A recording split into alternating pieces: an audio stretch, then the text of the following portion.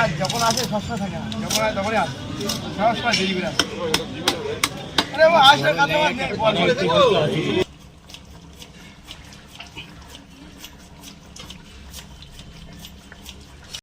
এইবার খাবো কাতলা মাছের পেটি।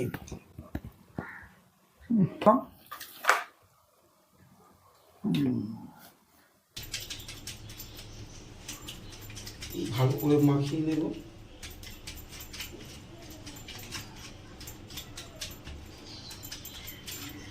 দই কাতলা করার জন্য আমি মূলত পেটির মাছই বেশি পছন্দ করি। একে একে সমস্ত মাছগুলো ভেজে দেবো, ভালো করে কড়া করে ভেজে নেব। লাল করে ভাজার পর একটা একটা মাছগুলো তুলে নেব। ভালো করে ভাজা হয়ে গেছে, একদম রীতিমতো লাল করে। বাকি মাছগুলো এবার দিয়ে দেবো। বাকি যেগুলো মাছ আছে একে একে সব দিয়ে দিলাম। দই কাতলা করার জন্য অবশ্যই পেঁয়াজ বাটা লাগে, কিন্তু আমি পেঁয়াজটা গ্রেট করে নিচ্ছি। খুব ভালো করে। মাছগুলোকে দই কাতলা গ্রেভিতে ছাড়ার আগে আমি একটু ফুটো ফুটো করে নেব, কারণ ছাকা তেলে কড়া করে ভেজেছি, উপরের চামড়াটা একদম শক্ত হয়ে রয়েছে। এই কারণে আমি ফুটো করছি, যাতে গ্রেভিগুলো ভালো করে ঢোকে, মাছটাও জুসি হয়, যেহেতু আমি যে কোনো মাছ কড়া করে ভাজি। তারপর দিয়ে দেব গোটা গরম মশলা, দিয়ে দেব তেজপাতা আর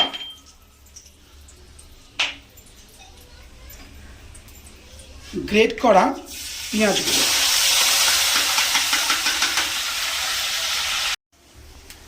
শুকনো লঙ্কা দুখানা দিয়ে ভালো করে পেঁয়াজটাকে, মানে পেঁয়াজ বাটাটাকে ভাজবো। এরপর দিয়ে দেবো একটু রসুন বাটা, দিয়ে দেবো একটু আদা বাটা, দিয়ে ভালো করে আবার নাড়াবো। ভাজা ভাজা হয়ে এসছে। এইবার আমি দেব সেই পেস্টটা যেটা আমি করেছি। আর একবার রিমাইন্ড করছি, কারণ এইটা আমি আমার মতন করে করি। এর মধ্যে রয়েছে 2 চামচ পোস্ত, 1 চামচ রয়েছে মৌরি, সামান্য একটু রয়েছে গোটা জিরে, আর 8-10টা চাল মগজ, আর রয়েছে কাজু বাদাম। এই মিশ্রণ, এই পেস্টটা আমি এর মধ্যে দিয়ে দেবো।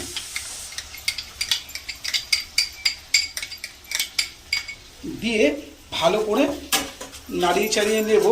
তারপর এর মধ্যে দেব সামান্য একটু 1/2 চামচ মতন ধনে গুঁড়ে, 1/2 চামচ মতন দেব জিরে গুঁড়ে, দিয়ে ভালো করে নাড়াবো যতক্ষণ না এর মধ্যে থেকে তেল বেরায়।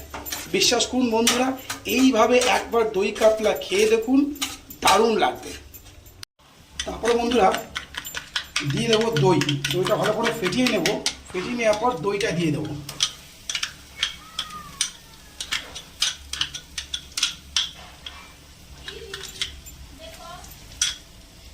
দইটা দেওয়ার পর ভালো করে নাড়িয়ে চাড়িয়ে নেব। সঙ্গে দিয়ে দেবো একটুখানি পরিমাণ মতন নুন। নুন দিয়ে ভালো করে নাড়িয়ে চাড়িয়ে নেব। তারপরে বন্ধুরা একটু জল গরম করে নিলাম। এই দেখুন গরম জল ফুটছে, আর গরম জলটা আমি দইয়ের বাটিতে দিয়ে দেবো, আর একটু এখানেও দিয়ে নেব পরিমাণ মতন জল।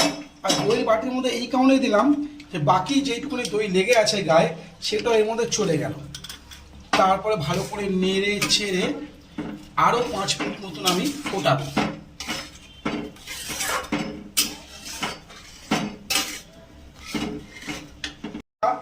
সম্ভবত ফুটে এসছে, যদি ফুটে যায়, হ্যাঁ ফুটে এসছে। এরপর বন্ধুরা আমি একের পর এক মাছগুলো দিয়ে দেবো। আমি দই কাতলায় পেটির মাছই বেশি পছন্দ করি, তাই আমি পেটি থেকে সব পিস নিয়ে এসেছি। ভালো করে নাড়িয়ে চাড়িয়ে নিয়ে আরও একবার গ্যাসের ফ্লেমটা আস্তে করে দিয়ে ঢাকা দিয়ে দেবো। 10 মিনিট মতন ঢাকা দিয়ে রেখেছিলাম, সম্ভবত রেডি। একদম ঠিকই ধরেছি আমি। ও মাই গড! এইবার আমি দিয়ে দেব কেটে রাখা কাঁচা লঙ্কা, দিয়ে দেব একটু ধনে পাতা,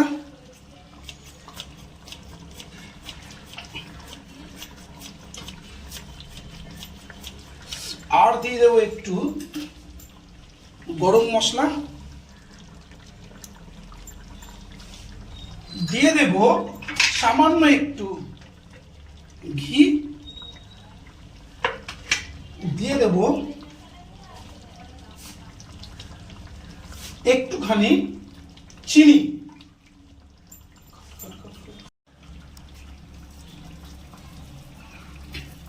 দিয়ে দিলাম সামান্য একটু চিনি। ভালো করে নাড়িয়ে চাড়িয়ে, দেখেছেন বন্ধুরা কত লোভনীয় হয়েছে, তেলটাও ছেড়ে দিয়েছে। এইবার আমি আর একটুখানি ঢাকা দিয়ে দেব। দই কাতলা রেডি, পুরোপুরি রেডি। দেখুন বন্ধুরা কত লোভনীয় হয়েছে। বন্ধুরা, আমি কোনো রান্নার শেফ নই, না রান্নার ঠাকুর। প্রতি সোমবার থেকে শনিবার আমার পরিবার, আমার মা বউ রান্না করে আমার জন্য অক্লান্ত পরিশ্রম করে এই রান্নার জন্য আমি কি খাবো। কিন্তু আমি রবিবারের ছুটির দিনে পরিবারের জন্য রান্না করি। ভুল ত্রুটি হলে ক্ষমা করবেন। আমি আমার পরিবারকে রোববার অন্তত রান্না করে খাটতে দিই না। তো বন্ধুরা, আমি আমার পরিবারের জন্য আজকে দই কাতলা করলাম, আমার মতন করে করলাম। প্রত্যেকটা মানুষ যারা রান্না ভালোবাসে তাদের নিজস্ব একটা স্টাইল থাকে, নিজস্ব ধরন থাকে। তাই বন্ধুরা, আমি কারোরটা নকল করেছি, কেউ আমারটা নকল করবে, এটাই স্বাভাবিক বর্তমান যুগে। কেমন হয়েছে আমার রান্না আপনারাও বলবেন, আপনারা দই কাতলা কিভাবে করেন, আমি করব। তবে বন্ধুরা, মা ঠাকুমার রান্না কেউ নকল করতে পারে না। তাই জানি না কেমন হয়েছে, খেয়ে বলবো। আর আপনারা যদি আমার মতন করে রান্না করেন আশা করি ভালো লাগবে। আর যদি কেউ আপনাদের দই কাতলার রেসিপি আপনাদের মতন করে জানা থাকে আমাকে বলবেন, আমি ট্রাই করে আপনাকে জানাবো। আপনারা দেখছেন আমার নতুন চ্যানেল বিশ্বদেশী। নমস্কার, ভালো থাকবেন, ভালোবাসবেন।